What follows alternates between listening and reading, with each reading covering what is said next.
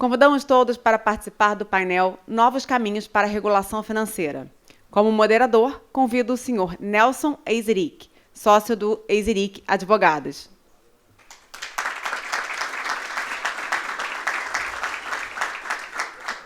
O senhor Nelson é mestre em Direito pela PUC Rio de Janeiro, bacharel em Direito pela UFRGS. Foi diretor da CVM, autor de inúmeros livros e artigos em revistas especializadas, sócio fundador do escritório Eizeric Advogados, presidente do CAF, Comitê de Aquisições e Fusões. Como palestrantes, convidamos o senhor Otávio Yazbek, sócio do escritório Yazbek Advogados.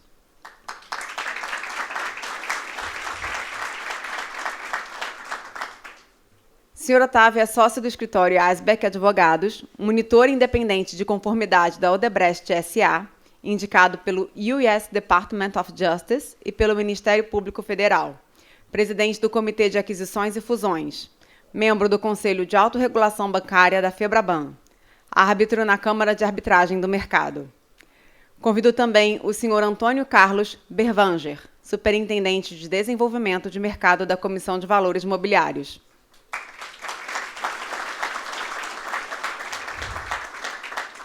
O senhor Antônio ingressou na CVM como inspetor em 2005, tendo trabalhado na área de fiscalização até 2008 e na área de processos sancionadores até 2011.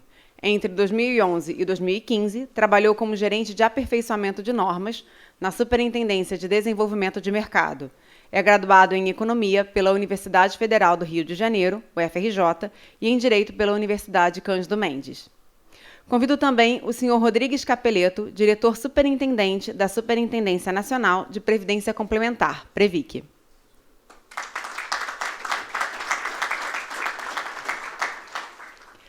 O senhor Lúcio é doutor em Controladoria e Contabilidade pela FEA-USP, mestre em Administração pela UNB, especialista em Banking and Financial Law pela Boston University, graduado em Ciências Contábeis e em Administração.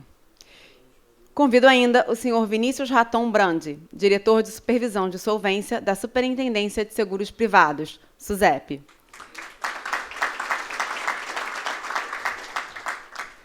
O senhor Vinícius é diretor da Superintendência de Seguros Privados, responsável pela área de regulação da Prudential, Relações Institucionais e Supervisão Consolidada, analista do Banco Central do Brasil desde 2002, com experiência em projetos de regulação Prudential e regulação de produtos e mercados.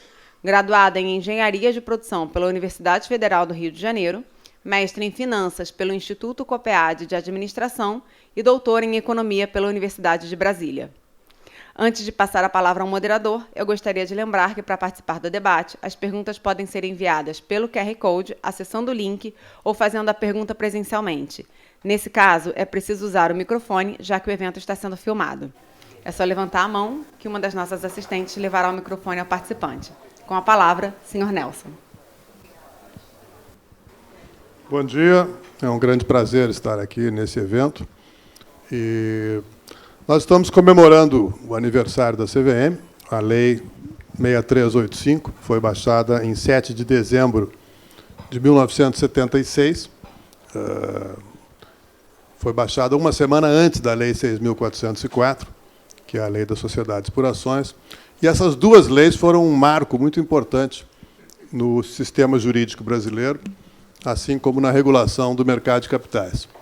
Nós tivemos, na época, uma revolução na regulação do mercado de capitais. A CVM foi criada à imagem da SEC, com o que se chamava feições quase legislativas, porque ela podia baixar normas, regulamentando a lei das SA, e com funções quase judiciárias, na medida que ela podia aplicar essas normas aos casos concretos, instaurando procedimentos sancionadores e aplicando, eventualmente, penalidades aos infratores da lei. Então, essas duas feições sempre marcaram a atuação da CVM de uma maneira muito democrática, na medida em que ela, enquanto editando normas, sempre fez audiências públicas, ouvindo o mercado, e, na medida em que ela aplicava as normas, ela sempre seguiu devidamente o due process of law, quer dizer, o devido processo legal, assegurando o direito de defesa aos acusados. E, mais recentemente, eu vejo uma preocupação muito saudável da CVM em olhar para o futuro, ou seja, verificar como é que as novas ferramentas tecnológicas podem melhorar o sistema de regulação, como é que a educação financeira pode melhorar o mercado de capitais, particularmente no momento em que nós estamos com uma taxa de inflação controlada, uma taxa de juros cada vez menor, em que seguramente o mercado de capitais será o grande elemento de impulsão da economia e de captação da poupança privada. E de inclusão, quer dizer, um dos temas que eu vi muito relevante é como incluir as pessoas na educação financeira. Então, esses pontos me parecem muito importantes porque remetem o olhar de quem está tratando da regulação do mercado de capitais para o futuro. E esse painel que nós temos aqui, eu acho que vai ter um começo de discussão desse olhar para o futuro, não só com relação à regulação exercida pela CVM, mas também com relação à regulação exercida por outros órgãos que são fundamentais no processo de regulação e normatização do mercado financeiro, como são a Previc e a SUSEP. Então, nós vamos começar aqui, inicialmente, com o Lúcio Rodrigues Capeleto, que vai fazer uma exposição sobre a Previc. Bom dia a todos, obrigado pelo convite. Vou fazer uma apresentação. Obrigado pelo convite à CVM e à CFA. É sempre um prazer compartilhar as preocupações do regulador, os pontos de atenção. A gente trouxe uma apresentação, que até é uma parte introdutória dos assuntos que seguirão. E também, em relação a alguns pontos que serão aqui apresentados, foram contemplados na apresentação anterior da Daiane.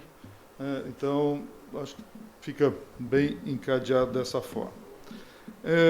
A agenda que a gente pretende apresentar uma evolução regulatória dos últimos 2 anos, o ambiente de previdência complementar, expectativas para a previdência complementar no Brasil. São previdência complementar, os fundos de pensão é um importante segmento de investidor institucional no mercado de capitais. Primeiro, o arcabouço regulatório, algumas alterações que ocorreram nos últimos 2 anos, e já que nós estamos aí olhando para o futuro, que foram necessárias. Assim como outros reguladores, o caso do Banco Central, eu sou do Banco Central também, 27 anos de banco, completando 28, proporcionalidade regulatória e de supervisão. Nem todas as entidades têm a mesma complexidade, o mesmo porte, e precisam ser tratadas de forma diferente. Fundos de pensão acontece o mesmo. Então, fizemos uma segregação por tamanho dos ativos e separamos. Em termos de licenciamento, temos de habilitação também de dirigentes. Até 2 anos atrás, a Previc não habilitava os seus dirigentes. Isso pode explicar, em termos de governança, alguns dos problemas que aconteceram e que aparecem de forma recorrente em páginas policiais, e não na página econômica, que é o que nós queremos. Regras de investimentos. Fizemos uma alteração, resolução 4661, trazendo alguns conceitos em termos de segregação da área de risco, da área de investimentos, obrigatoriedade do registro de ativos, que consideramos muito importante para todo o sistema. Esse é algo que a gente busca. Em termos de limites, em termos de investimentos no exterior, investimentos estruturados, que aqui foi comentado pelo Marcelo, Fundo de Investimentos de Direitos Creditórios, Fundo de Investimentos Imobiliários, tudo isso está contemplado, todos esses pontos estão contemplados nas regras de investimentos. Também demos uma atenção especial para controles internos, em termos de responsabilização, em termos de investimentos, todos os participantes no processo podem ser responsabilizados. Isso a gente pretende, sim, elevar a régua e ter pessoas mais capacitadas à frente dos investimentos. Seleção e monitoramento de gestores é uma regulação, infrarresolução decorrente dela, onde também fizemos um processo de qual a estrutura e capacitação mínima de gestores para gerir recursos de fundos de pensão. E aí entramos tanto no geral quanto no específico, tratando novamente de fundo de investimento imobiliário, fundo de investimento em participações, fundo de investimentos de direitos creditórios. Criamos o comitê de auditoria para as entidades sistemicamente importantes, para as maiores, da mesma forma que tem para o sistema financeiro e também da lei das estatais. E também auditoria independente, relatórios específicos de controles internos. Adotamos medidas prudenciais preventivas. Essas medidas prudenciais, elas permitem a ação do supervisor para que problemas não se agravem. Novamente, existe uma resolução semelhante para o Banco Central, 4019. Nós adaptamos, customizamos, posso dizer até aprimoramos a norma que foi editada pela Previc. Temos parcerias institucionais com os demais supervisores em termos de trocas de informações e ações de supervisão. Temos feito isso. Tínhamos o Coremec, uma coordenação dos reguladores de mercados de capitais, nos quais participam Previc, Banco Central, SUSEP e CVM, né, onde trimestralmente discutimos pontos de atenção ou pontos que merecem uma atenção por parte dos reguladores em termos de uma visão sistêmica. Criamos o Comitê Estratégico de Supervisão internamente, onde todas as nossas áreas finalísticas fazem apresentações, identificam questões que merecem ser tratadas. E temos o relatório de estabilidade da Previdência Complementar como principal instrumento de comunicação. Ele é editado 2 vezes ao ano. Talvez a gente passe para anual, está na versão português. Essa semana até saiu a versão em inglês, já estamos na quarta edição dele, e ele traz todos os riscos, né, desde uma visão macroeconômica, risco de solvência, risco de liquidez, risco atuarial, risco de crédito, e numa visão também prospectiva para os fundos de pensão. E o que a Previc espera de toda essa regulação, tudo que foi feito? Uma governança mais robusta, controles internos mais eficientes e uma gestão de risco mais eficaz.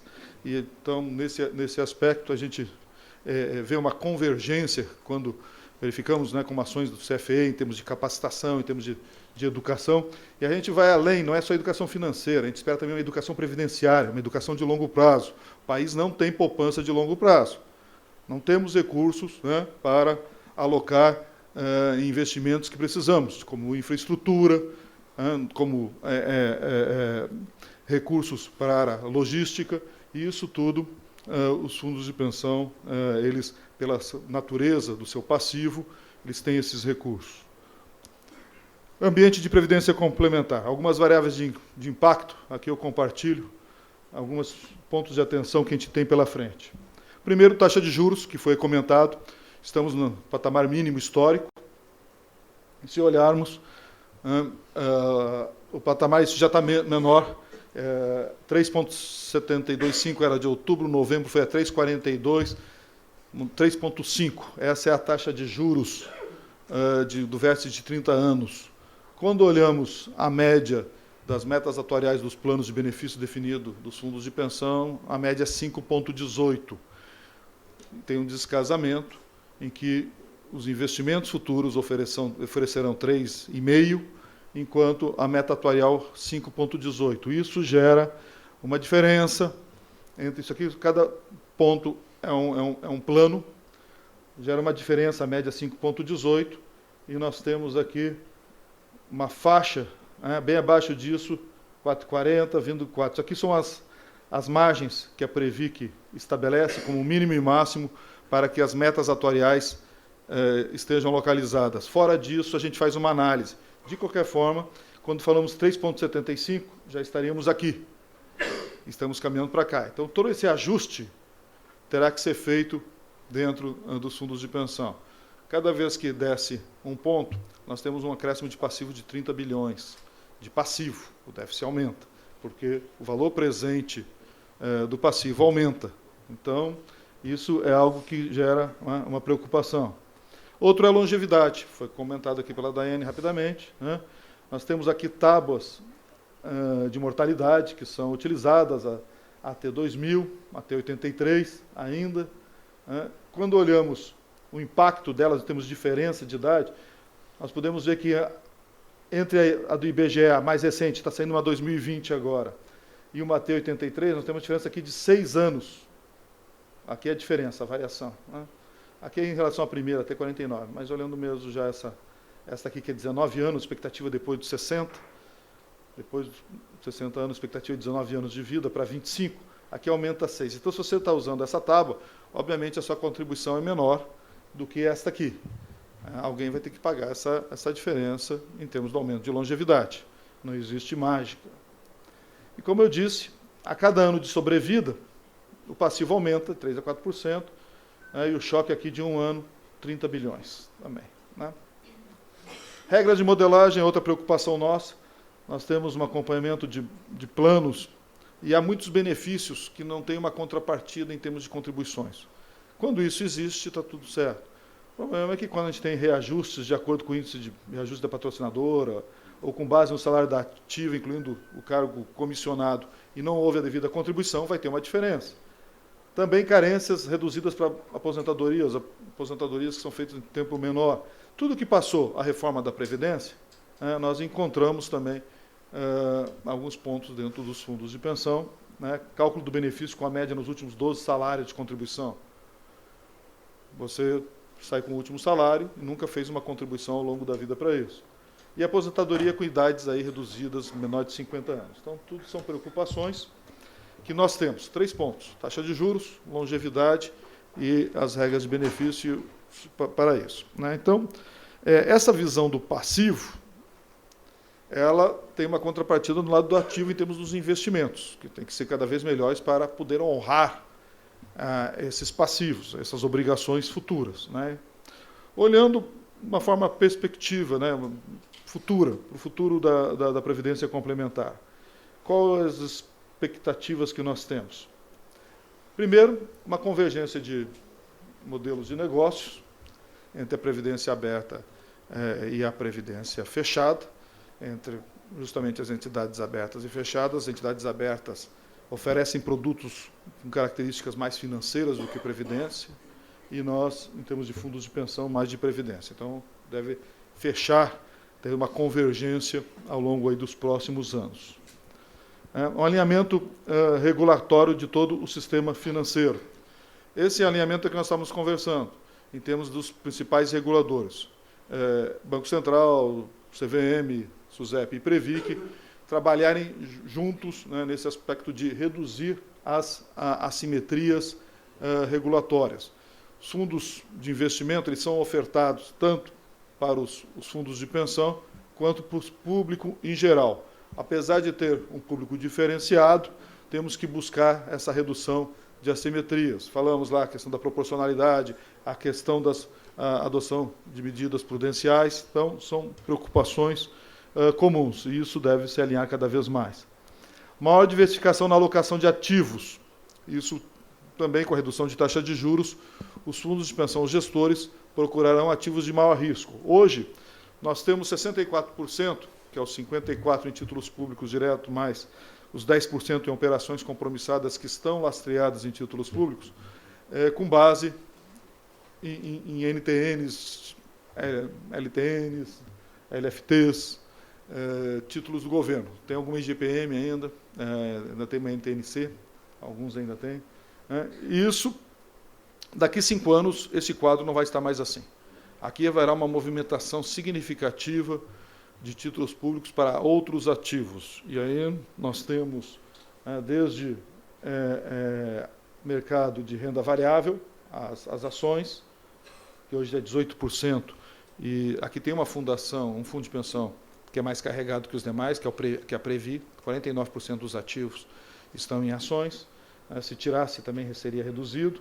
Temos títulos privados, crédito, crescimento de debêntures, de colocações de papéis, títulos privados.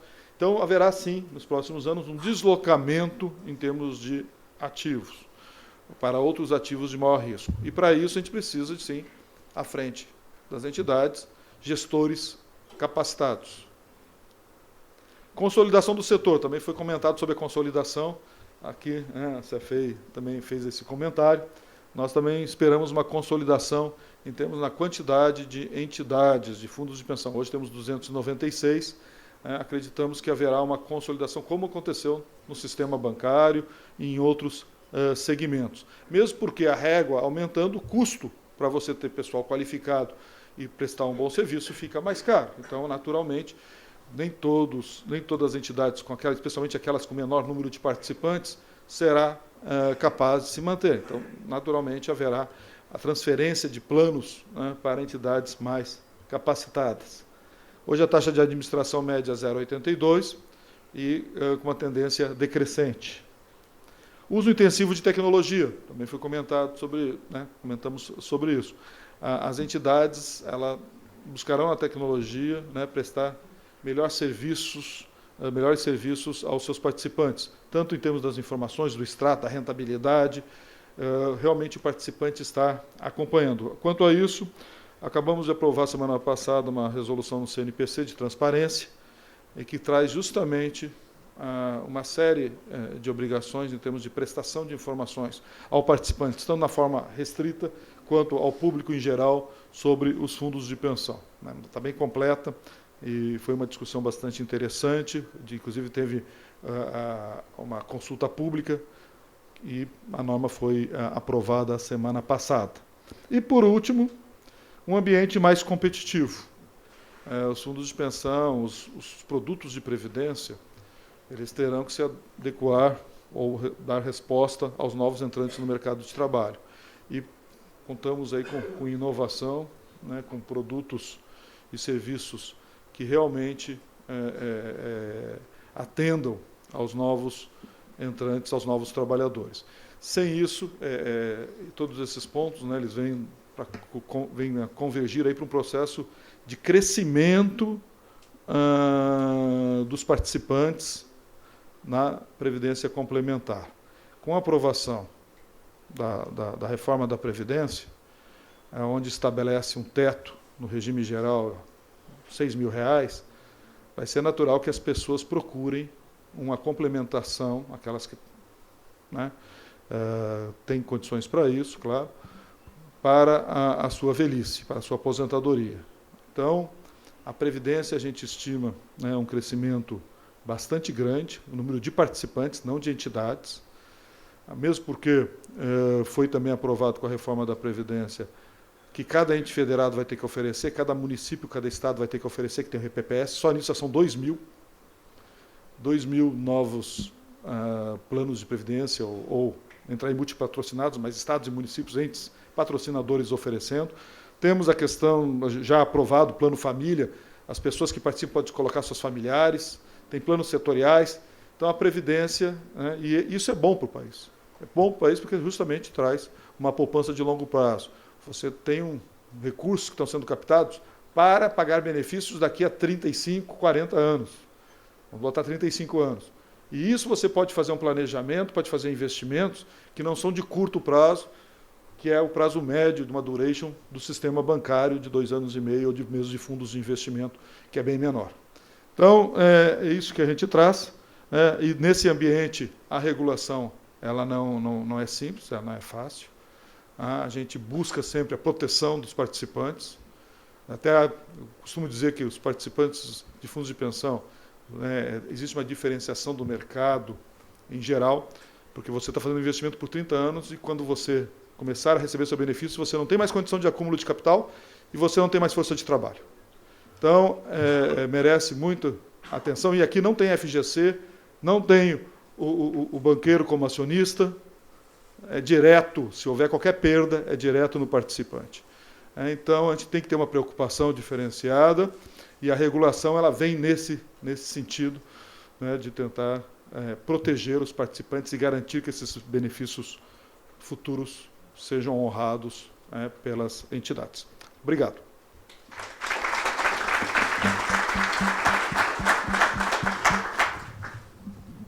Vai falar sobre a SUSEP.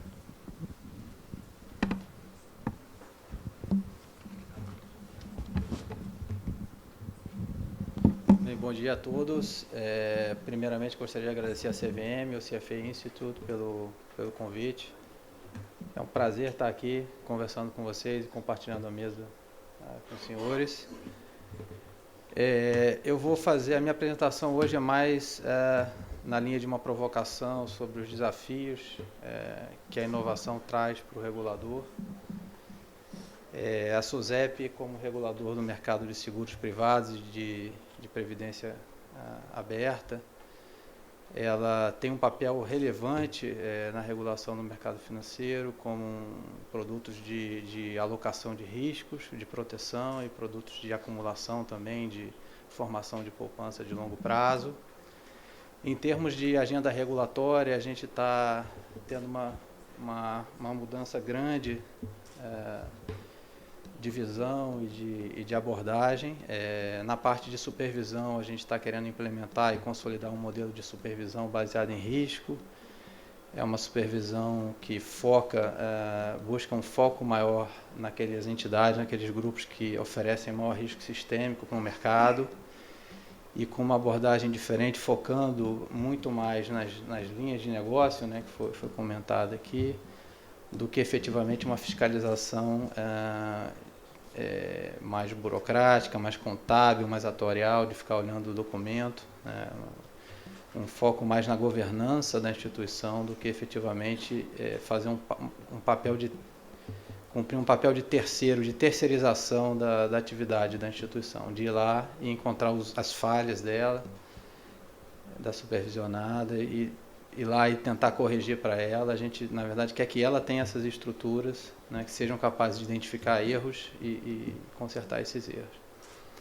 E na parte de regulação, uma regulação muito mais voltada para aspectos de maior eficiência de mercado. O Brasil é um país que tem uma penetração no mercado de seguros muito baixa comparado com alguns pares, né, em termos de participação no PIB e também de densidade, né, de prêmio de seguro per capita. O volume aqui no Brasil é muito baixo, então assim, é um espaço enorme que existe no mercado para desenvolver esse setor especificamente. A gente está fazendo um trabalho de revisão na regulação, de buscar maior proporcionalidade, como o Lúcio comentou, né, identificar perfis, segmentos de instituições que tenham porte e complexidade diferenciadas e aplicar a norma de forma diferenciada essas instituições, reduzindo entraves, reduzindo custo de governança, né, ampliando a competitividade no setor. Então o foco tem sido esse, né? Agora, e aqui eu acho que basicamente todo mundo aqui tem suas atividades profissionais relacionadas ao mercado financeiro, né, atividade financeira. Se a gente estiver fazendo o nosso papel direito, de forma correta, o mercado financeiro vai atingir a sua função social, né, que é de aumentar a eficiência da economia por meio da alocação de recursos, por meio da formação de poupança, permitindo o empreendedorismo, investimentos em atividades cada vez com maior rentabilidade e maior ganho social, né? E a inovação financeira, que é o tema aqui da apresentação, né, ela pode vir para o bem ou para o mal, né? Então a inovação financeira vai criar valor quando ela ajuda, ela contribui para que o mercado financeiro funcione de uma forma mais eficiente, né? Então, se a gente olhar a literatura, já existe uma literatura grande sobre o papel da inovação financeira. É uma literatura que correlaciona desenvolvimento financeiro com desenvolvimento econômico. Existe muita divergência, mas então tem muitos trabalhos que chegam a resultados que a inovação financeira ela contribui, né, para o desenvolvimento econômico, ela gera os benefícios econômicos, né? Ela contribui realmente para a economia real, gerando melhores condições de alocação de poupança, de formação de poupança, de alocação de investimento.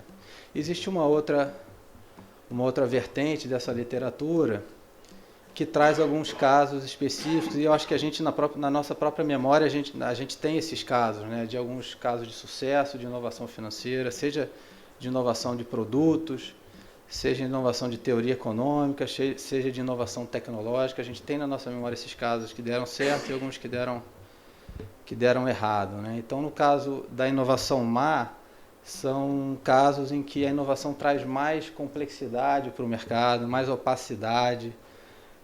São produtos que os investidores não conhecem muito bem, não sabem o que está por trás daquele investimento. E, no final das contas, essa inovação acaba ampliando essas externalidades negativas que existem no mercado, trazendo muito mais complexidade do que ganhos, né? E a regulação financeira, diante desse constante processo, né, bastante dinâmico de inovação, de implementação de novas tecnologias, de novos produtos, ela tem um papel claro, né, de tentar reduzir os problemas que a inovação pode trazer. Então, a regulação financeira, um dos papéis dela, que é um papel mais técnico, né, é de reduzir falhas de mercado, né, reduzir problemas decorrentes de poder de mercado, várias externalidades negativas, questão de assimetria de informação. E a regulação, identificadas essas falhas de mercado, a regulação ela só se justifica, né, quando os benefícios sociais alcançados por essa regulação, eles superam os custos sociais decorrentes de sua implementação. Então, muitas vezes há uma confusão quando você identifica um problema e claramente alguém quer regular aquele problema, e na verdade você deve contrabalançar realmente, porque a regulação ela vem com alguns ganhos, mas ela traz alguns custos junto com ela, né? Então é importante balancear, avaliar bem esses custos e benefícios e ver se a regulação na verdade ela não está trazendo mais ônus para o mercado do que benefícios, né? Então assim, é muito fácil colocar isso em forma conceitual, mas na prática é sempre muito difícil, né? Então quando o órgão de regulação ele se depara com uma inovação, né, e sempre surge aquela pergunta, né, qual é a inovação, qual é o problema que a inovação traz, o que efetivamente tem que ser regulado, quando a gente vai regular, vamos esperar a inovação ser implementada e regular em algum momento posterior. Então são muito mais perguntas do que soluções. A inovação ela vem como como o próprio nome diz, são perguntas novas que são trazidas para o regulador, que ele não tem a resposta. Então é sempre um desafio enorme para o regulador lidar com essa situação, né?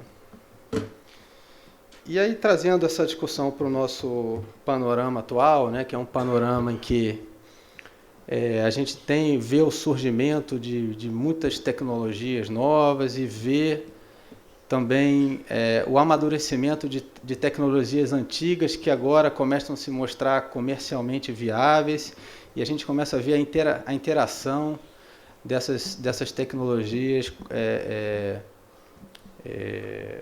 criando, né, soluções para modelos de negócio, para as demandas que existem na sociedade. Então, eu acho que existe um momento hoje de complexidade de inovação, de diversidade de inovação, que traz um desafio um pouco maior, né, nesse momento. Então, aqui eu tirei de um relatório do Banco da Inglaterra, né, algumas forças que estão moldando a economia atual, né, a era digital, basicamente, né, a questão da Big Data, né, o Machine Learning, são várias, questão do risco cibernético, né? Então, assim, existem várias,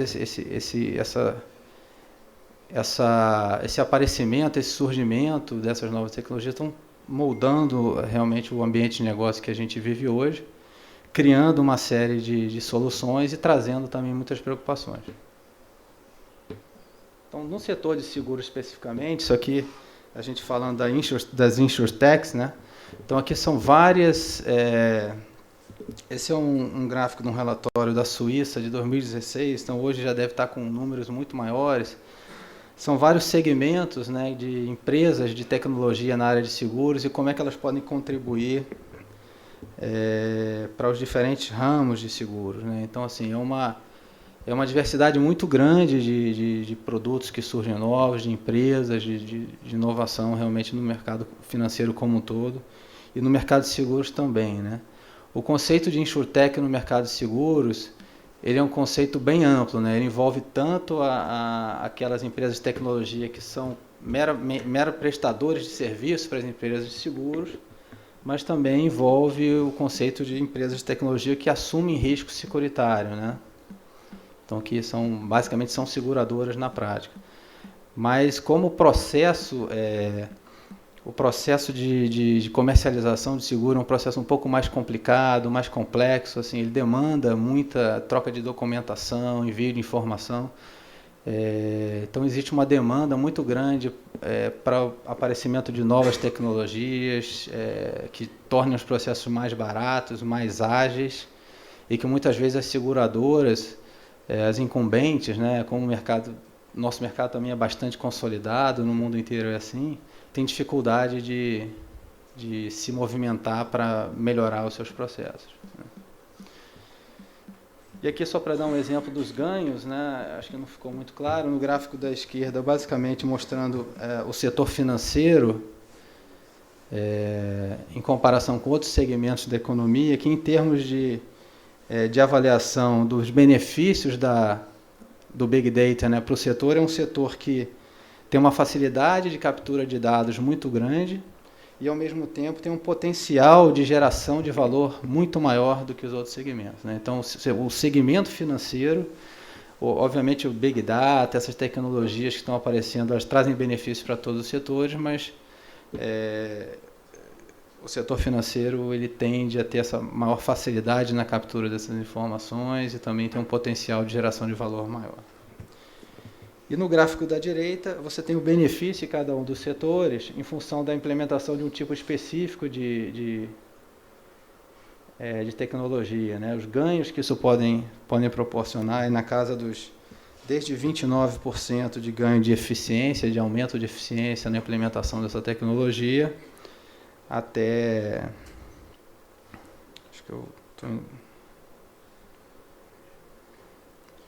até 56% aqui no mercado de capitais.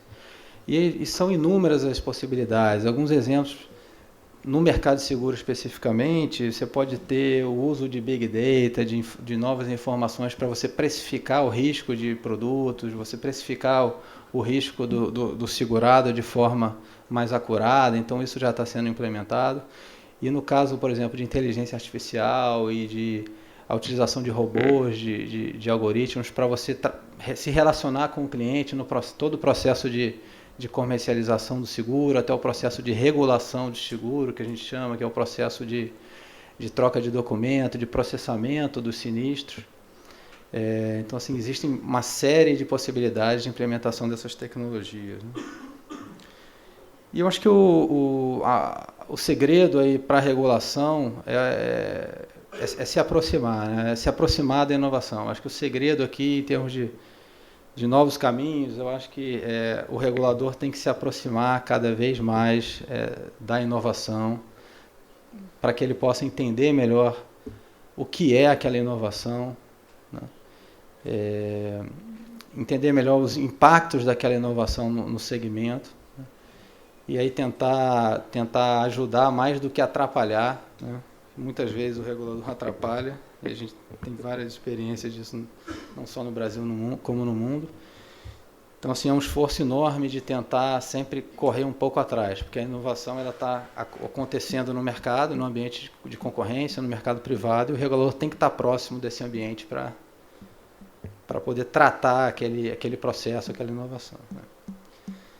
Eu acho que alguns pontos aqui que precisam ser tratados nesse processo, eu estou falando de forma bem genérica, tá? Não é especificamente no Brasil, mas como mais conceitual. Eu acho que o primeiro ponto é reforçar a governança, né? Reforçar a independência, assegurar a independência do regulador nesse processo. Sempre a regulação envolve interesse de vários agentes distintos, e aqui nesse processo de inovação, você começa a não ter muito controle de quem são esses agentes que estão envolvidos. Essa inovação está trazendo tanto empresas pequenininhas, fintechs, mas também trazendo big techs, que tem relevância em países, pode trazer alguns aspectos políticos também para a discussão.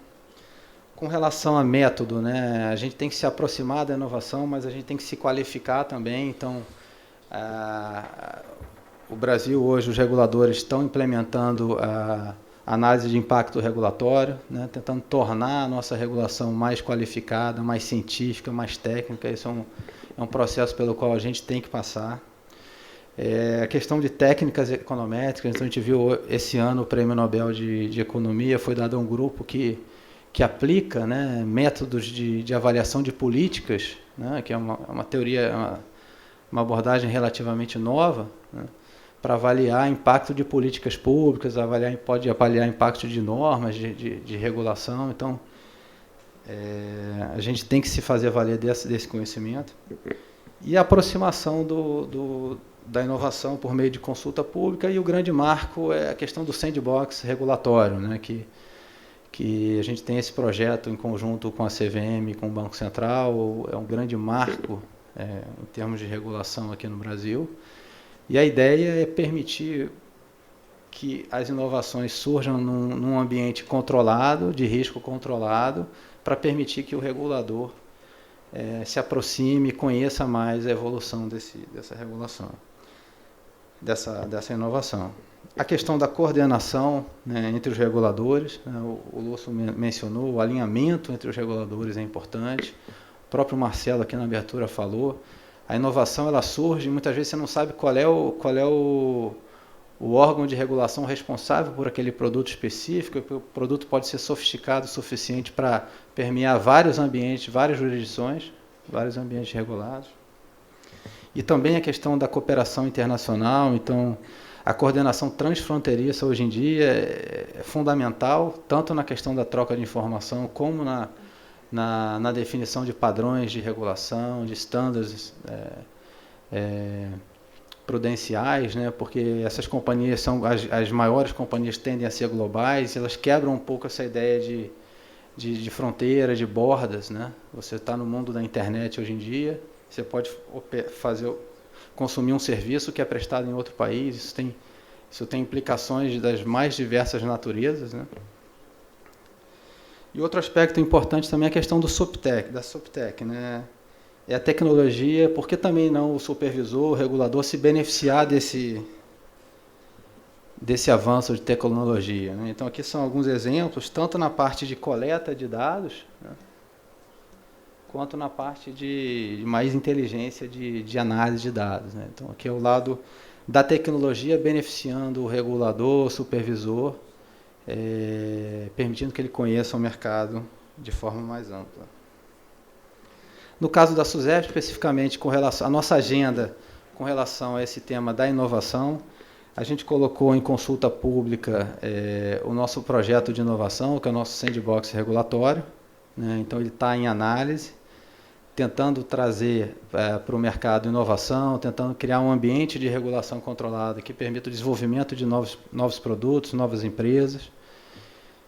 E aqui a gente está falando de insurtechs que assumem risco securitário mesmo, então a ideia é trazer insurtechs que têm características de seguradora. Outro projeto que está em consulta pública há mais tempo é o da pólice eletrônica.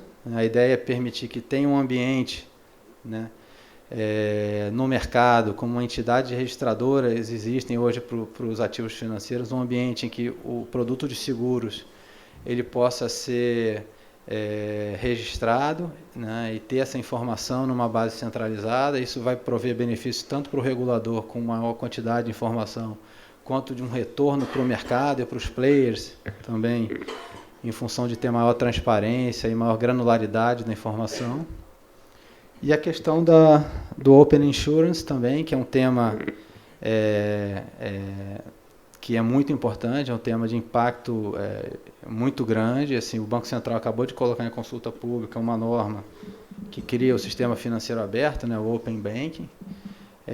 A gente já estava com uns estudos iniciais sobre o tema, e isso acabou provocando a gente mais ainda para a gente avaliar como é que a gente pode se beneficiar dessa nova abordagem, né? Permitindo que você tenha um mercado de seguros, troca de informações cadastrais do cliente das empresas, e aí isso é muito em função da própria Lei Geral de Proteção de Dados, né, e da evolução da legislação que assegura ao segurado, ao cliente, a posse da informação sobre ele que tem o domínio dessa informação. Ele é o dono da informação, então se ele quiser que a informação cadastral dele saia de uma instituição para outra, essas instituições têm que permitir essa troca de informação. E o Open Banking também como um sistema integrado que proveja uma série de serviços integrados entre as instituições do mercado segurado, né? Então, em termos de agenda assim, mais, digamos, high-tech, né, associadas com essas inovações mais recentes, é o que a gente tem agora na SUSEP, essas são as iniciativas. O Open Insurance é um tema um pouco mais para frente, mas o Sandbox e a Policy são temas que a gente espera logo no primeiro semestre já colocar em publicação o novo marco. Tá?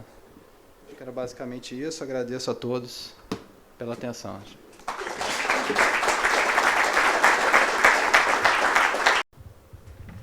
Bem, vamos ouvir agora Antônio Carlos, que é superintendente de desenvolvimento da CVM.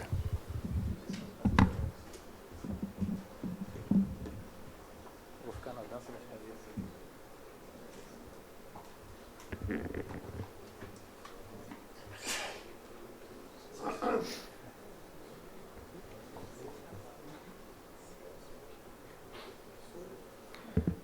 Bom dia a todos. Prazer estar aqui hoje. Agradeço ao CFEI pela parceria constante aí ao longo dos anos. Vamos falar um pouquinho sobre os novos caminhos da regulamentação financeira.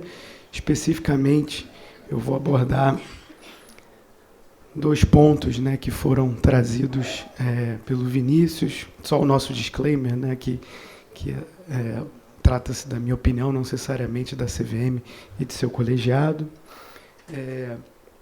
Então, vou aprofundar um pouquinho, né, as questões relacionadas ao AIR, né, a análise de impacto regulatório, bem como o sandbox, né, a proposta de sandbox regulatório que foi colocada em audiência pública pela CVM recentemente, depois seguida pela SUSEP e atualmente também pelo Banco Central. Bom, a Lei de Liberdade Econômica, ela trouxe, né, a análise de impacto regulatório como uma obrigação, né, para as entidades da administração pública federal. O AIR ele não é mais uma opção, ele é uma realidade, né? Executar, né, elaborar um AIR antes da proposição de uma regra, agora é de fato regra. Ainda, né, está faltando um regulamento para que isso possa ser efetivamente obrigatório, imposto aos reguladores, mas é uma questão de tempo. Então, é importante ter isso em mente, porque isso gera uma série de alterações na forma como os reguladores hoje atuam, principalmente na sua atuação regulatória normatizadora. E por que eu digo isso? Porque eu vou falar um exemplo muito particular da CVM. A CVM tem essa característica de realizar audiências públicas e ser uma agência reguladora muito democrática nesse sentido. As audiências públicas da CVM são a regra. A gente já tem uma portaria de regulação desde 2014 que regulamenta esse processo da audiência pública, e nós sempre fazemos audiência pública, né? A não execução de uma audiência pública é algo extremamente pontual e encarado como uma exceção. Então, a audiência pública ela se torna uma fase do processo de normatização. Quando a gente pensa que a análise de impacto regulatório vai entrar nesse processo de normatização, a gente está agregando uma nova fase. Uma nova fase que vai gerar qualidade na regulamentação, mas, por outro lado, também vai deixar a regulamentação, vamos dizer assim, um processo de normatização mais longo. Então, assim, é muito comum, né, na CVM, eu tenho certeza que os demais reguladores também passam por isso o tempo todo, receber, né, participantes de mercado com pleitos, muitas vezes, muito meritórios, muito legítimos, né, de alterações regulatórias. E, claro, né, tem aquele senso de urgência muito próprio, né, dos participantes de mercado, que aquilo, né, se torne regra num tempo hábil menor possível. Por outro lado, agora a gente tem uma etapa adicional no processo de regulamentação, de normatização, que tem que ser cumprida e que vai ter que ser cumprida após a edição desse decreto que já está em discussão. E isso, claro, né, uma demanda da sociedade para que os reguladores tenham regras com maior teor científico e, por outro lado, né, tem esse impacto, né, na questão do prazo para a conclusão de um processo de normatização. Na CVM, né, a gente não esperou a Lei de Liberdade Econômica. O que eu quero dizer com isso? A gente já tinha análise de impacto regulatório na nossa portaria de regulação, né, que normatiza o nosso processo de regulação na CVM. Essa portaria ela foi atualizada depois da condução de um projeto interno na CVM, que a gente chamou de Projeto de Redução de Custos de Observância, em que a gente ouviu diversos participantes de mercado e recebemos propostas para eliminação de custos regulatórios que não fazem mais sentido. Além dessas propostas relacionadas a regras específicas, um dos objetivos do grupo era incorporar análise de impacto regulatório no nosso processo de normatização. A CVM já faz análise de impacto regulatório desde 2013, 2012.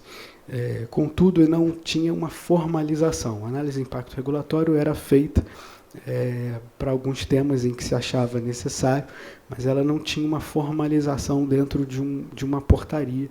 E isso foi implementado a partir desse projeto, né, da redução de custos de observância. Então, o AIR, hoje, né, já está incorporado.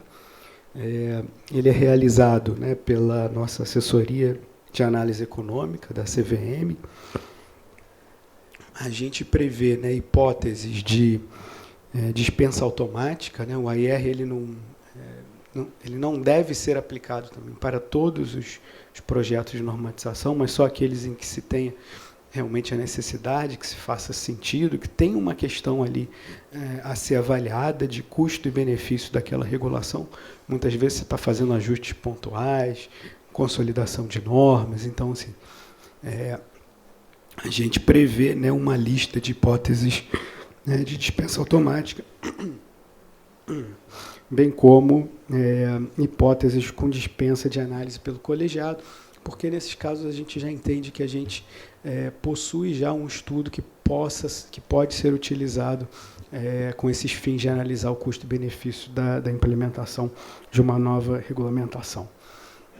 A nossa portaria atualmente, né, ela prevê uma priorização, né, dos projetos que serão submetidos a uma análise de impacto regulatório. Nós não temos condição também de fazer, nesse momento, né, análise de impacto regulatório para todos os projetos de normatização, então a gente estabeleceu critérios para priorizar em função, né, da importância e da necessidade daquele específico tema ser admitido a um estudo de análise de impacto regulatório.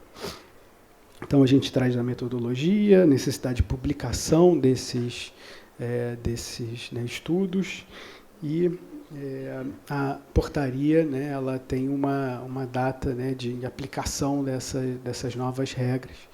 Então, a gente ainda está num prazo aí de transição.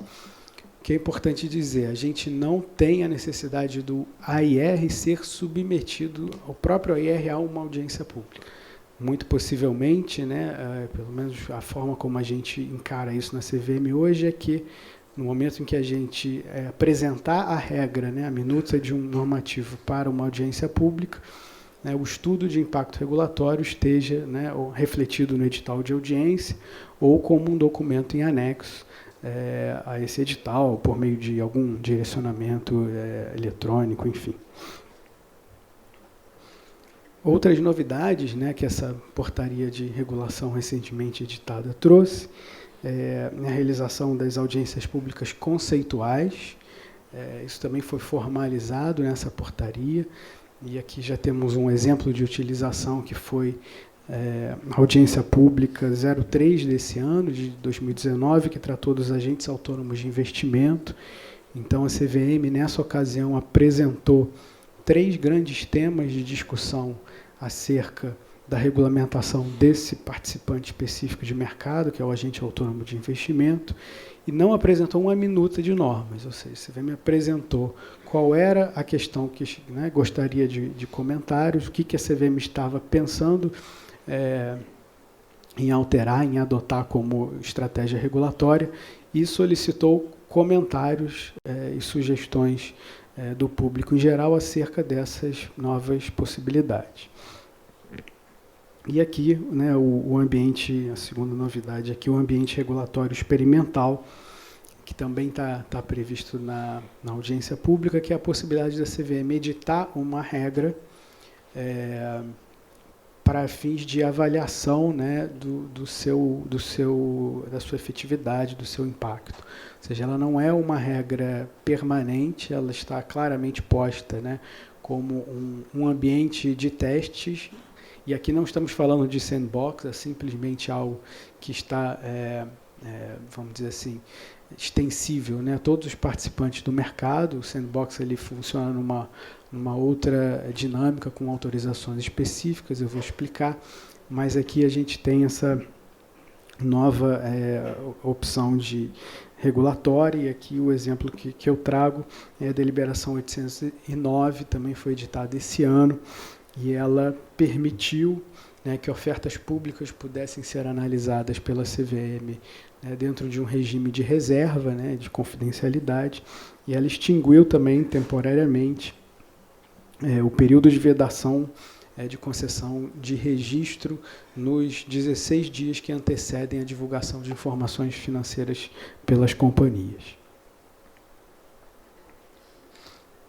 Bom, indo então por sandbox, que é uma grande inovação regulatória que está sendo promovida pelos reguladores brasileiros, vou explicar um pouquinho o que é o conceito do sandbox e como a CVM está se propondo a regulamentá-lo e a lidar com ele.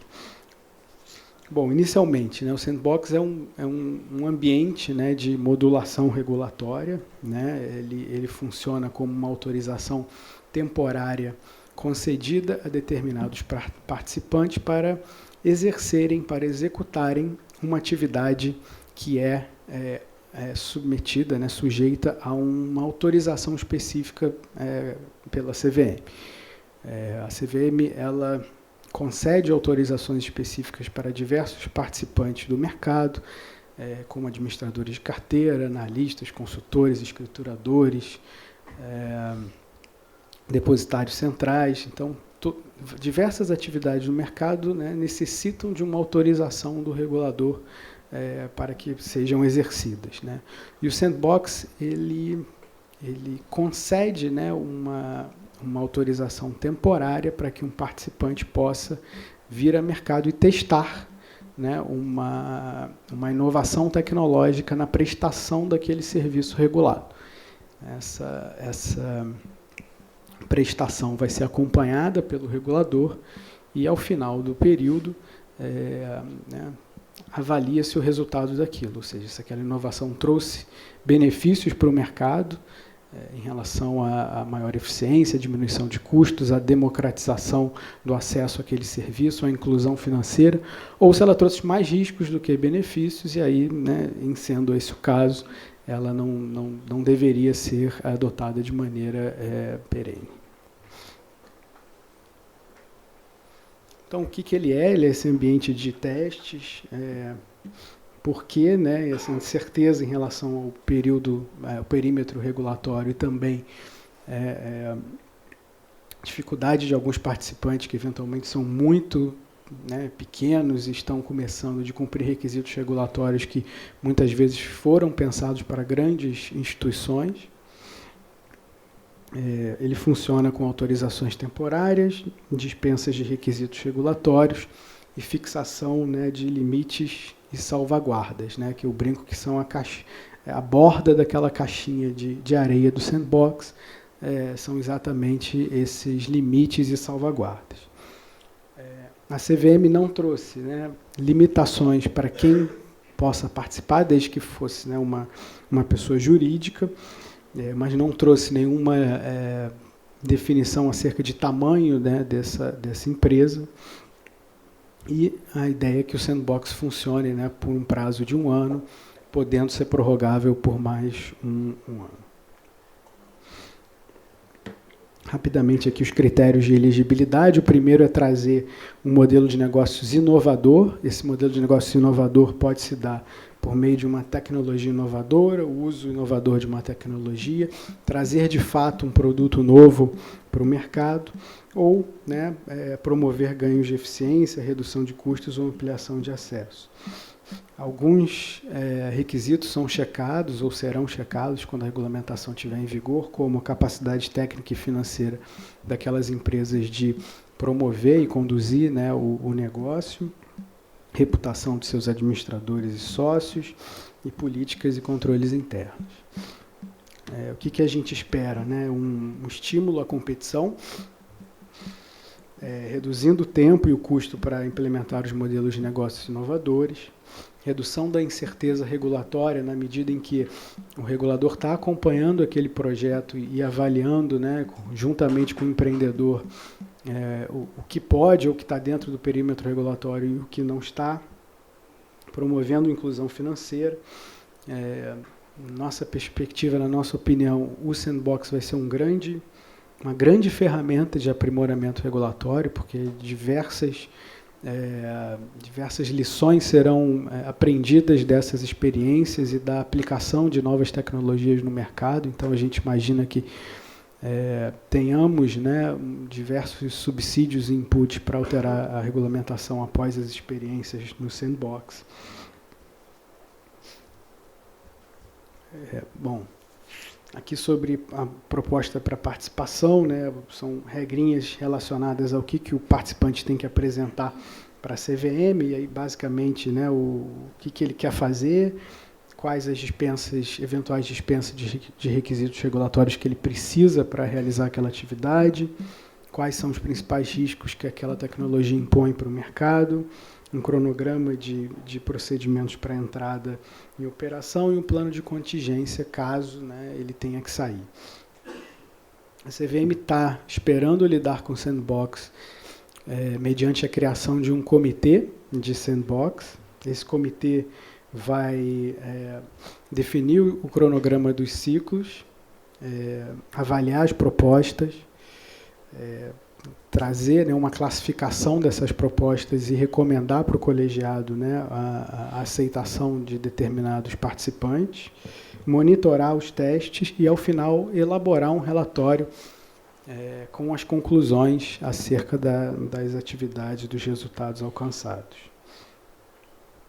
O encerramento da participação das empresas pode se dar de algumas formas. A primeira delas é ela, de fato, obter um registro permanente. Pode ser também que a CVM entenda que são necessários ajustes regulatórios, especialmente, né, por conta da experiência de sucesso que foi né, apresentada no sandbox, de repente uma avaliação de que determinados requisitos regulatórios não fazem tanto sentido, uma vez que você tem uma tecnologia que enderece os riscos de uma outra forma. E, por fim, né, se eventualmente for verificado algum problema, a necessidade de uma descontinuação ordenada das atividades daquele participante. O sandbox também traz grandes desafios para os reguladores, né? Ainda mais nesses cenários, né, em que a gente tem hoje de restrição de recursos, né? A CVM não espera, assim como os outros reguladores, né, receber novos quadros para promover o sandbox. Então, esse dimensionamento interno em relação a recursos humanos, estrutura e o impacto na atividade rotineira, isso é um grande desafio. O processo de seleção das empresas também é algo novo e diferente para um regulador, principalmente como a CVM. Então, a gente se preocupou muito em trazer critérios muito claros e objetivos nessa minuta de audiência pública, porém, tais critérios têm um grau de subjetividade e a gente tem sempre o medo, né, e o receio, né, de como empresas que não foram escolhidas vão lidar com essa frustração. Mas é um caminho necessário para a gente evoluir. Por fim, resultados esperados, né, para o regulador, esse entendimento de funcionamento das novas tecnologias e aprimoramento contínuo dos processos de normatização. Para o mercado, né, estímulo à adoção de inovações, ganhos de eficiência, redução de custo e mais concorrência e ampliação de acesso a produtos financeiros para o investidor. Bom, era isso, gente, que eu tinha. Muito obrigado. Otávio Asbeck vai fazer a última apresentação desse painel.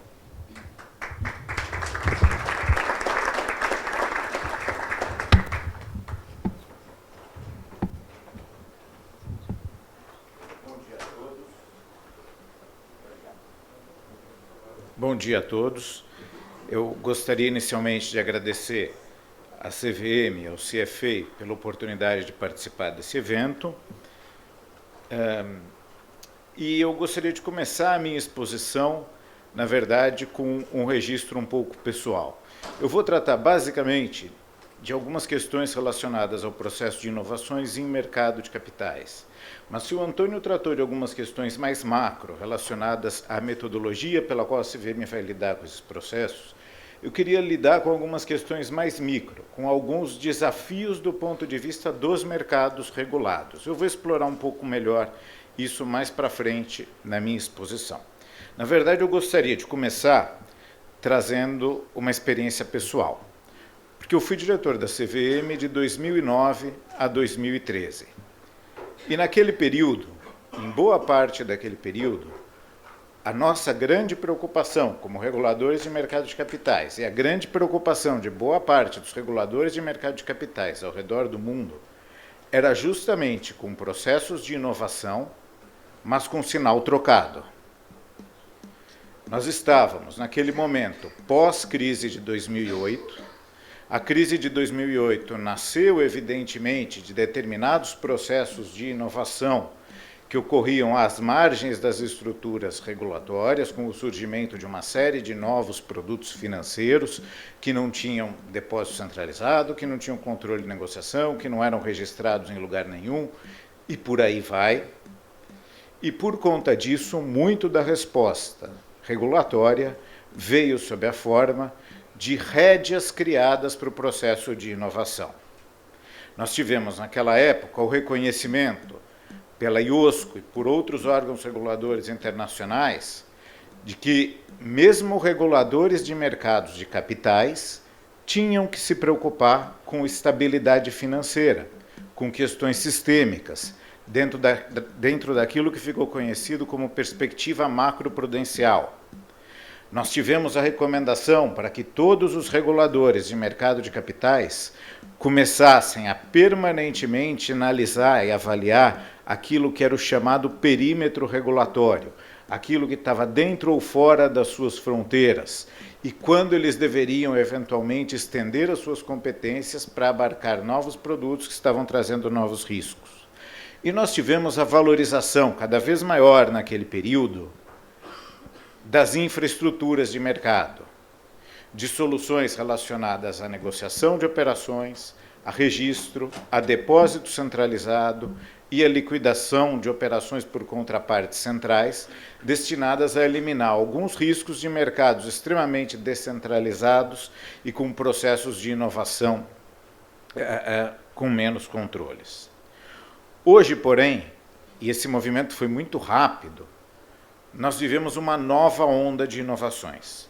Se antes o que nós víamos era um processo de inovação que, em larga medida, acontecia dentro da indústria financeira, com o surgimento, por exemplo, a partir da década de 1970, do mercado de derivativos, com o surgimento dos processos de securitização, se o que nós víamos era o empacotamento e o reempacotamento de novos produtos em soluções cada vez mais complexas, muitas vezes para fins de arbitragem regulatória, mas sobretudo para atender a necessidades legítimas, hoje o fenômeno é um tanto quanto diferente.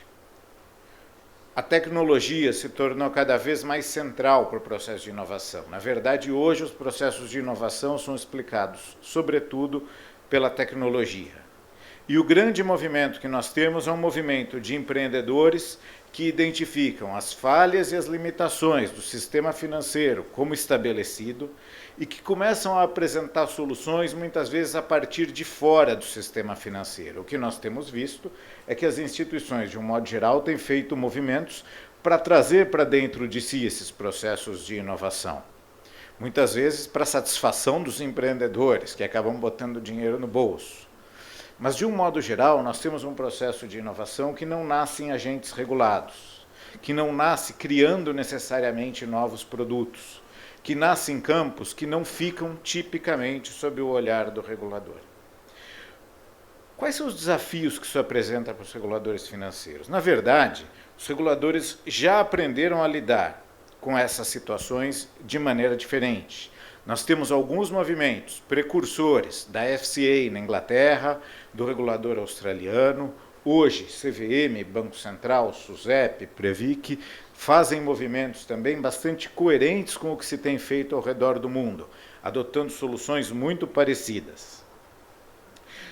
Daí a gente vê soluções como sandboxes regulatórios, como a análise de impacto regulatório, como a própria supervisão baseada em risco, que é a única forma de fazer supervisão de mercado em mercados marcados por uma dinâmica muito acelerada e muito complexa. Mas eu queria explorar, como eu antecipei para vocês no começo da minha exposição, uma outra coisa. Eu queria falar mais dos desafios micro trazidos para o mercado de capitais. O Antônio falou muito das soluções macro, de como a CVM vem se preparando e de que tipo de instrumental a CVM está criando para lidar com esses processos de inovação. Eu queria pensar nos impactos que esses processos têm para alguns dos mercados regulados, e na verdade os impactos vão muito além daquilo que eu vou explorar com os senhores, e do tipo de desafio que ali no micro, na regulação cotidiana, isso pode gerar para a CVM. E eu separei 3 assuntos para trazer essas provocações. Primeiro, muitas vezes nós vemos, e eu acho que a imensa maioria dos debates sobre inovação tem ocorrido no mercado bancário, em produtos relacionados a crédito ou a meios de pagamentos. E muitas vezes essas inovações chegam pela porta dos fundos ao universo de mercado de capitais. Tem sido bastante comum, sobretudo em estruturas de fintechs de crédito, ver a utilização de estruturas de FDICs no meio do caminho por algum motivo para permitir a transferência daqueles recursos, para permitir a captação. Nesses casos, já existe um primeiro desafio para a CVM. Eu gostaria de abrir um pequeno parênteses antes de falar desse desafio, porque esse desafio existe em mais do que nesse universo específico da indústria de FDICs. Ele existe na indústria de fundos brasileira de um modo geral. Por quê? No Brasil, como todos vocês sabem, nós não temos soluções adequadas para segregação patrimonial ou para segregação de atividades.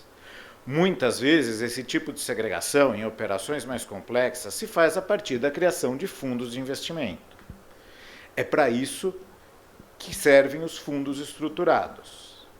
No entanto, esses fundos foram regulados no Brasil de uma maneira muito mais formal do que em outras jurisdições. Aqui, eles são todos instrumentos regulados pelo regulador de mercado de capitais. E faz sentido que seja assim. Hoje, depois das crises, a gente sempre vê como é bom ter uma regulação um pouquinho mais presente. Por outro lado, a regulação do regulador de mercado de capitais sempre olha para esses veículos como veículos de investimento coletivo, quando muitas vezes eles são peças dentro de engrenagens mais complexas de soluções estruturadas. E aqui eu vejo o grande desafio que a CVM tem que enfrentar quando ela se depara com a análise desses FDICs que são instrumentais em processos de fintechs de crédito ou de outros fundos de investimento que podem ser usados também como peças em engrenagens mais complexas. Será que faz sentido adotar para esses instrumentos todas as regras protetivas que a CVM com tanto cuidado criou nos últimos 18 anos? Em que medida não é importante flexibilizar mais a concessão de waivers em determinados casos. E se for importante, inclusive em consonância com os princípios da Lei de Liberdade Econômica, o que justifica que eu dê uma concessão ou que eu não dê uma concessão? Porque eu não posso simplesmente gostar do empreendimento e abrir mão de uma determinada regra. Eu tenho que talvez observar se aquela regra, naquele contexto específico, cumpre uma função. Esse é o primeiro tipo de desafio que eu queria referir para vocês. Muitas vezes, produtos da CVM, em processos de inovação, não são um fim em si mesmos, não são um produto de investimento, mas são peças de engrenagens mais complexas. É importante pensar em como interpretar a regulamentação, como interpretar a incidência da regulamentação, de forma que ela funcione de maneira razoável e que ela não sirva como um empecilho para atividades que são legítimas e que podem não gerar determinados riscos. Existe interesse a tutelar? É importante pensar nisso? Vamos olhar, vamos fazer uma análise crítica caso a caso. O segundo tipo de questão que eu gostaria de trazer é uma questão um pouco secundária, porque ela já está em larga medida equacionada por posições bem consolidadas da CVM. É a questão do que fazer com novos produtos. Quando esses novos produtos caem ou não caem debaixo da competência da CVM? Na verdade, a CVM vem fazendo há anos exercícios que demonstram como ela pensa e como ela aplica a legislação em vigor. É por conta disso e de um corpo de análises que se foi criando com o passar do tempo, que os CEPAC se tornaram valores mobiliários, que as CCBs, quando distribuídas sob determinadas condições, são valores mobiliários, que os créditos de carbono não são valores mobiliários. Eu não vejo maiores problemas, então, para em caso de surgimento de novos veículos de investimento, a CVM fazer o mesmo tipo de análise. Mas ela tem um outro desafio, não tanto na caracterização dos produtos, mas muito mais relacionado à forma de utilização desses produtos. Nós temos visto, cada vez mais, gestores mais criativos e interessados em colocar criptomoedas ou outros tipos de produtos nos seus fundos de investimento. E a regulamentação da CVM é bastante restritiva em relação a isso. Na verdade, ela cria restrições para aquisição de ativos não reconhecidos, não regulamentados, não registrados ou depositados em depósito centralizado no Brasil, e ela cria alguns requisitos também para os investimentos no exterior, que são limitações para isso. Na verdade, eu acho que as posições da CVM em relação a isso, em especial ao investimento em criptomoedas, têm sido bastante corretas. Mas eu considero que esse é um desafio que se vai ter que enfrentar cada vez mais. Em que medida a pressão para se flexibilizar os investimentos de determinados tipos de veículos em ativos financeiros novos não é uma pressão legítima? Por enquanto, todas as posições da CVM têm deixado em aberto a possibilidade de novas discussões. Eu acho que esse é o arcabouço que nós temos que adotar, essa é a cabeça que nós temos que ter. Nós temos que pensar quando vai ser razoável aceitar novos produtos e se vai ser razoável aceitar novos produtos nesse tipo de investimento. O terceiro tipo de questão que eu gostaria de trazer diz respeito aos novos modelos de negócios e às caixinhas regulatórias. O que eu quero dizer por caixinhas regulatórias? A CVM sempre tomou muito cuidado para regulamentar os agentes de mercado dentro de determinadas categorias, que já vinham dadas da Lei 4728, depois foram meio alargadas pela Lei 6385, e aí vão aparecendo os diversos prestadores de serviços que são regulamentados. Mas esses prestadores de serviços têm se transformado muito nos últimos anos. O primeiro exemplo em que eu penso, que eu participei desse processo um pouco mais de perto, antes mesmo de ir para a CVM, é o exemplo das corretoras de títulos de valores imobiliários. Quando a gente olha alguns anos atrás, as corretoras eram basicamente executoras de ordens e se orgulhavam da sua expertise em execução de ordens. Mas os mercados se tornaram eletrônicos e cada vez mais as corretoras começaram a precisar trazer para si outros tipos de produtos distintos da execução pura e simples de ordem. A execução de ordem vale muito pouco. Serviços não regulados, ligados à tecnologia, infraestrutura de atendimento para o cliente, muitas vezes se tornam mais importantes. Mas a gente vê uma outra coisa. Alguns serviços regulados também vão se tornando cada vez mais importantes. Por exemplo, a análise de sell-side dentro das corretoras sempre foi um serviço eminentemente instrumental para o processo de venda que as corretoras fazem. Hoje, ela cada vez mais se torna um serviço autônomo. Em que medida, nessas corretoras que não são mais exclusivamente executoras de ordens e que começam a empacotar novos serviços, inclusive porque elas estão se tornando cada vez mais supermercados financeiros, eu não preciso repensar qual é o papel desses intermediários. Elas não são mais aquele mesmo bicho que elas eram há 10, 15 anos atrás. O mesmo vale para a situação de gestores, consultores, analistas. Eu tenho aqui uma crítica a uma solução regulatória que a CVM adotou. Até a instrução CVM 592, que regulamentou a figura dos consultores de valores imobiliários, as licenças de consultor e de gestor eram mais ou menos misturadas. O consultor ele era basicamente um gestor esvaziado de algumas capacidades. Eu podia ser autorizado a ser consultor e gestor ao mesmo tempo. A CVM fez uma distinção muito mais clara entre esses serviços. Mas em que medida esses serviços não estão profundamente misturados? Em que medida um consultor, para verdadeiramente oferecer produtos para o mercado, não precisa ter uma flexibilidade maior do que aquela caixinha estanque do consultor lhe permite ter? Então, o terceiro grande desafio que eu vejo é o desafio dos prestadores de serviço que estão se transformando. E o das, desculpem o termo de novo, o das caixinhas regulatórias que talvez tenham que se abrir, tenham que adotar uma porosidade maior nesse novo mundo.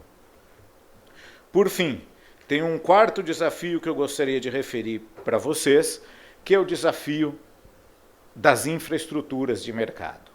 Como eu falei para vocês, um dos grandes temas da regulação pós-crise foi o tema da valorização das infraestruturas de mercado, depositários centrais, clearing, sistemas de negociação. De um modo geral, nós adotamos no Brasil um sistema muito moderno. Nós já tínhamos um sistema muito moderno para clearings, para liquidação de operações, desde a Lei 10.214 de 2001. Mas para depositário central nós tínhamos muitas fragilidades. A partir da Lei 12.810, nós passamos a ter uma base legal muito mais adequada. E a CVM acelerou no processo de regulamentação dessas matérias com as instruções 541, 542 e 543. E procurou valorizar as soluções de depósito centralizado pela segurança que essas soluções trazem, pela importância que elas têm para evitar problemas como os que a gente viu na crise de 2008. Então, todo título que vai ser distribuído publicamente precisa necessariamente estar sujeito a depósito centralizado. As estruturas de depósito centralizado se apoiam em combinações complexas de responsabilidades. O título emitido tem que ser registrado por um escriturador, o escriturador tem relação direta com o depositário central, o cliente só tem relação direta com o custodiante, em um conjunto bastante complexo de prestação de serviços, em um conjunto que é bastante caro também. Não é para menos que um dos grandes debates sobre concorrência entre bolsas é o debate acerca do efeito que a existência de um depositário central tão pesado, tão bem estruturado como a gente tem hoje aqui no Brasil, poderia ter de barreira à entrada para potenciais novos entrantes. Agora, será que num mundo de blockchain, de estruturas distintas de certificação da existência, de garantia da existência e da imobilização de ativos, essas estruturas continuam necessariamente a fazer sentido?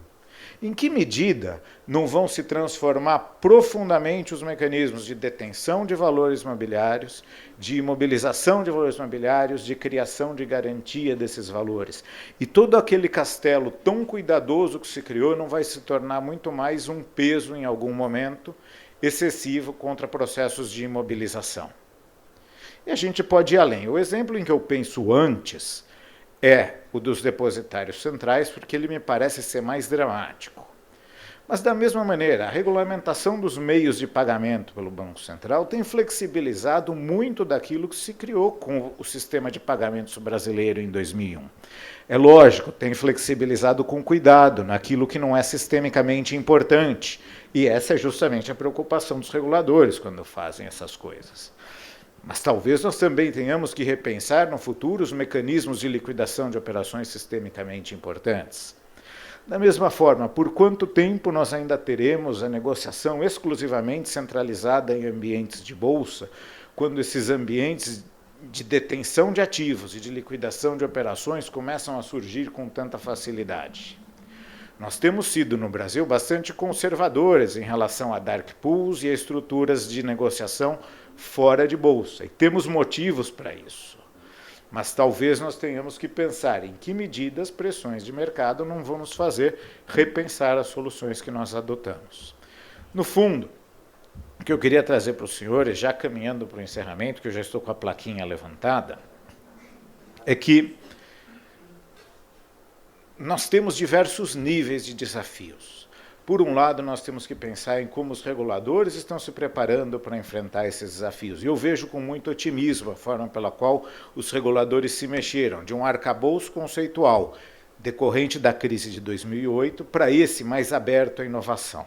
Na verdade, pode ser que no futuro nós voltemos para um arcabouço conceitual mais conservador, porque, como diz o Lulu Santos, a vida vem em ondas como o mar. Nós devemos ter uma próxima crise um dia. Mas o fato é que os reguladores já se moveram rápido, mas existem muitos desafios nos temas concretos, onde os processos de inovação estão ocorrendo. E é para isso que eu gostaria de chamar a atenção dos senhores e trazer essas provocações. Obrigado.